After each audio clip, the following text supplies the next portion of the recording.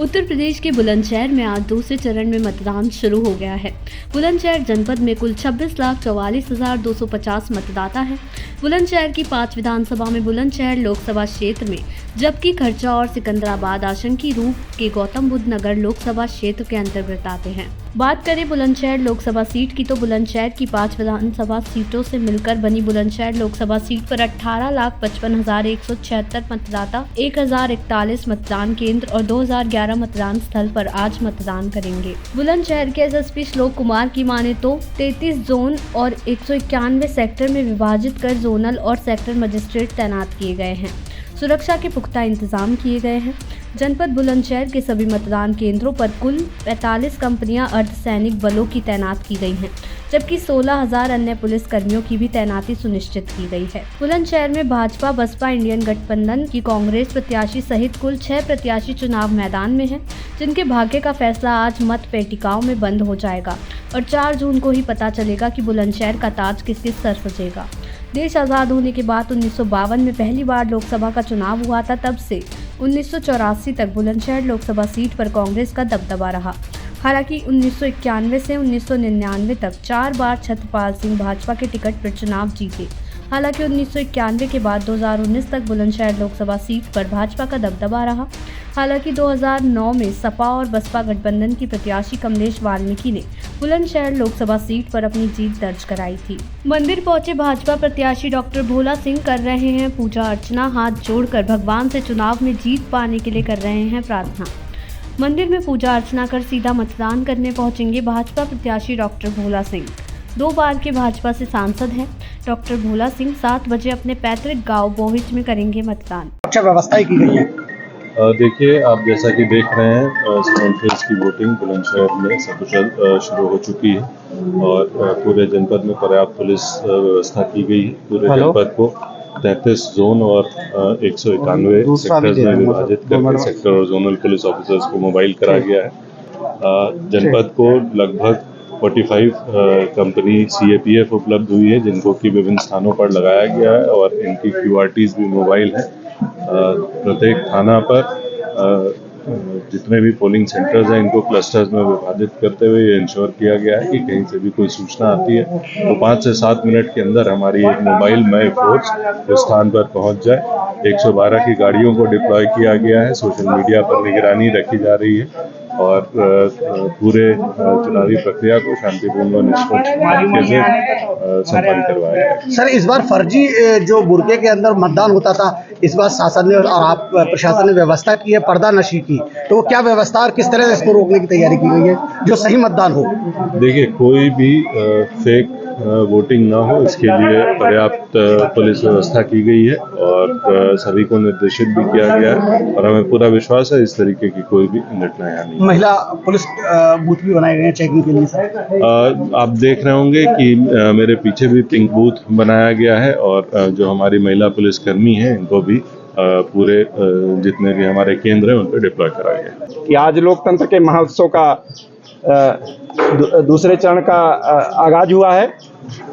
मैंने मतदान किया है। मैं सभी बुलंदशहर वासियों से मतदाताओं से अनुरोध करूंगा कि वो भी घर ना बैठें, मतदान करें, चूकें ना। ये बुलंदशहर के लिए गौरव की बात होगी अगर वो मतदान करेंगे। सभी मतदाताओं को बहुत बहुत बधाई। सभी बूथों पे आप स्वयं देख रहे हैं कितनी अच्छी व्यवस्था की गई है। आएँ, इसका आनंद लें, उत्सव मनाएं, अपने मताधिकार का प्रयोग करें। जय हिंद। सर, दिव्यांग मतदाताओं के लिए भी व्यवस्था की गई है, पिंक बूथ भी बनाए गए हैं, सेल्फी पॉइंट भी बनाए गए हैं, और किस किस तरह की व्यवस्था की गई है? पिंक बूथ बनाए गए हैं जिसमें सभी लेडी अफसर्स हैं, प्रिजाइडिंग अफसर से लेकर के सारे पोलिंग अफसर्स तक। आप स्वयं भी देख रहे होंगे मतदान केंद्र सजाए गए हैं, सेल्फी पॉइंट्स बनाए गए हैं, PW बूथ बनाया गया है। इसके अलावा यूथ बूथ बनाया गया है, मॉडल बूथ बनाए गए हैं। उद्देश्य यही है कि इस लोकतंत्र के महाउत्सव में, इस लोकतंत्र के महात्योहार में हर मतदाता जो 18 साल का है और उसका मतदाता सूची में नाम है, आए, मतदान करे और अपने देश को मजबूत बनाने के लिए मतदान करे, अपने आप के अपने जनप्रतिनिधियों को जिम्मेदार बनाने के लिए मतदान करे। आज घर पर ना बैठे, आज छुट्टी ना मनाए, बूथ पर जरूर आए। मैं ऐसा आपके माध्यम से अपील भी करूंगा, अनुरोध भी करूंगा। और ये बुलंदशहर वासियों के लिए गर्व का विषय है, ये उनकी इज्जत का सवाल है। वो आएं और मतदान करें। क्या कहना चाहते हैं? जीत की हैट्रिक लगेगी। लोकतंत्र का महापर्व है और अपने मत का प्रयोग करना चाहिए। मजबूत लोकतंत्र के लिए, विकसित भारत के लिए, आत्मनिर्भर भारत के लिए, राष्ट्र निर्माण के लिए पहले मतदान, उसके बाद जलपान।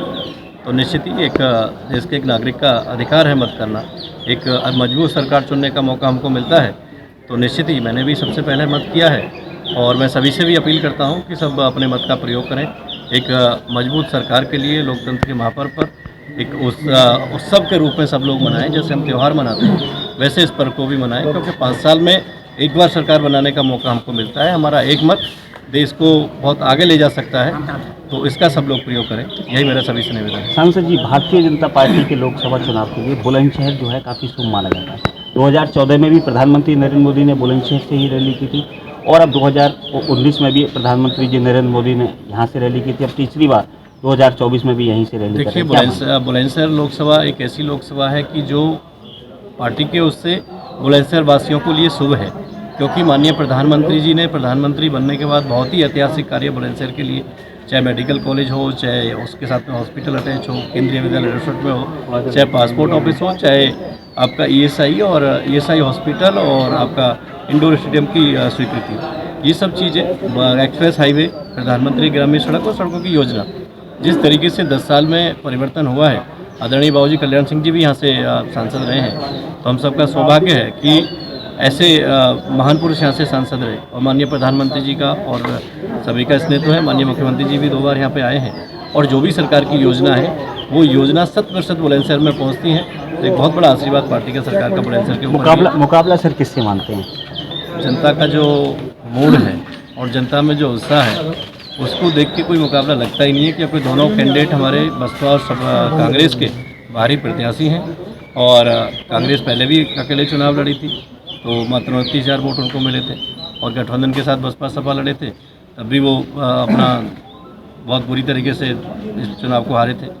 तो अब की बार तो पहले से अधिक मतों के साथ में, अधिक उसके साथ में बुलंदशहर लोकसभा तीसरी बार मोदी जी को प्रधानमंत्री बनाने के लिए अपना समर्थन, अपना आशीर्वाद, अपना सहयोग वोट के रूप में देने वाले हैं। इस वक्त हम बुलंदशहर के डाइट मतदान स्थल पर हैं। यहाँ मतदान शुरू हो चुका है, लोग आ रहे हैं, और किस तरह का मन उन्होंने बनाया लोकसभा चुनाव में, आइए बात करते हैं कुछ वोटर्स से। किस तरह का मन वो बनाया, किस तरह की सरकार वो चाहते हैं, किस तरह की गवर्नमेंट चाहते हैं? तो हमारे देश के लिए अच्छा काम करे। सबसे बड़ी जो प्रॉब्लम आज हमारे देश में वो न्याय की बहुत ज़्यादा है। अभी न्याय की प्रॉब्लम है, न्याय की बहुत ज़्यादा है, वो कुछ काम नहीं होता। तो सरकार बदलने का मन बनाएगा अभी? नहीं, बदलने के लिए तो नहीं बनाया, इससे हम रिक्वेस्ट करेंगे जैसे और कामों में ध्यान दे रहे हैं ये, इस तरफ भी अपना विशेष ध्यान दें न्याय की तरफ। बिल्कुल। देखिए, मोदी जी ने हमारे लिए तो कुछ करा नहीं है सर। हम तो अपने पैरों पे खड़े हैं और जब से अपने उससे कमा रहे हैं, लेकिन गवर्नमेंट का कोई विज़न नहीं है इस गवर्नमेंट का, तो वही नज़र आ रहा है, आगे भी यही नज़र आने वाला है। इसलिए हमने तो अपना जो भी है डिसीजन अच्छा लिया है। किस तरह की सरकार होनी चाहिए? सब जो युवा के लिए कुछ करे, एजुकेशन डिपार्टमेंट में कुछ करे, जो केवल ये नहीं धर्म के नाम पे वोट ना मांगे किसी से, जो अपने काम के बल पे कुछ मांगे, ऐसी सरकार को चुनना चाहते हैं। महंगाई जी, रोज़गार हो गया, महंगाई हो गया, और मेडिकल डिपार्टमेंट में कुछ ऐसा हो। कानून व्यवस्था तो सुधरी है? नहीं सर, सुधरी नहीं है, बिगड़ी है। It is the worst condition of this country in the laws. ये सब न्यूज़ पे सब चीज़ क्लियर हो जाती है कि क्या कानून की व्यवस्था इस टाइम क्या चल रही है। कानून 0% कानून का हो रहा है यहाँ पे फॉलोइंग। लोग नाराज हैं, कुछ विरोध है, जो वोटर हैं वो जो कहते हैं बुद्धिजीवी वर्ग होता है समाज का, वो हमारे साथ मौजूद हैं कि वोट डाल कर आए, किस तरह के उनको सरकार बनाना चाहते हैं, बात करते हैं। इसमें सरकार ऐसी चाहे जो सभी का भला हो, और अधिकतर जो गरीब तबके के जिन्हें परेशानी है, बच्चे बेरोजगार हैं, बुजुर्गों के लिए जवान बच्चे, कोई अटैक पड़ रहा है किसी को, कोई वो मतलब आत्महत्या कर रहा है। रोजगार मिलना चाहिए बच्चों को। पढ़े लिखे भी रोडों पे घूम रहे हैं बच्चे। हम तो ऐसी सरकार चाहते हैं, बच्चे जो भी फिर हैं बेचारे की कहीं अपना सेट हो जाए। रोजगार की कमी है, रोजगार की कमी बहुत कमी, महंगाई भी बढ़ रही है। महंगाई तो बहुत ही बढ़ रही है। तो आज आपने जो वोट किया है वो रोजगार के मुद्दे पर किया। महंगाई बढ़ेगी, सब सही है, बच्चों को भी जो काबिल बच्चे हैं वो तो लगने चाहिए।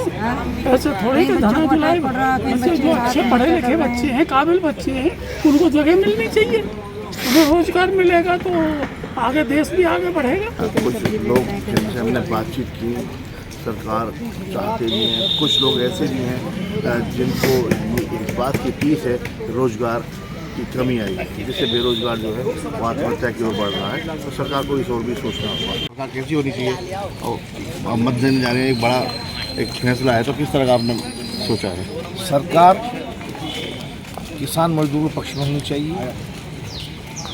एकदम सरकार जो दिशा निर्देश तय करती है गरीब मजदूरों के लिए, उसकी पॉलिसी गरीब मजदूरों के लिए हित में होनी चाहिए और गुंडागर्दी खत्म होनी चाहिए। निष्पक्ष सरकार हो, भेदभाव किसी करे नहीं, कोई धर्म जाति भेद नहीं, इस तरह पर सरकार आनी चाहिए। मौजूदा सरकार से किस तरह से? मौजूदा सरकार से लोग 75% संतुष्ट है, 25% अभी संतुष्ट नहीं है। बिल्कुल ये कह रहे हैं 75% लोग संतुष्ट हैं और सरकार को मेहनत करनी होगी लोगों के दिलों में जगह बनाने के लिए। कुछ वोटर्स हमारे महिला वोटर बैठी हैं, उनसे बात करते हैं। अगर महिलाओं की बात करें और परिवार की बात करें तो सरकार किस तरह की होनी चाहिए? मोदी की क्या किस तरह के? मोदी सब कुछ मिलना है, महंगाई वगैरह सब कुछ कंट्रोल में है। बिल्कुल। मतदान शुरू हो चुका है, लोगों से हमने बात की, उनका मन की बात जानने की कोशिश की, तो कहीं ना कहीं सरकार के प्रति भी उनकी टीस थी। सरकार को इन सब बातों में सुधार लाने होंगे, क्योंकि लग रहा है कि पुनरावृत्ति होगी, लेकिन फिर भी जनता का मूड का कुछ नहीं कहा जा सकता। फिलहाल हम लगातार इलेक्शन की अपडेट देते रहेंगे। बुलंदशहर से सहारा समय के लिए सौरभ शर्मा। देश दुनिया की ऐसी ही तमाम खबरों के लिए देखते रहे सहारा समय का डिजिटल प्लेटफॉर्म समय डिजिटल।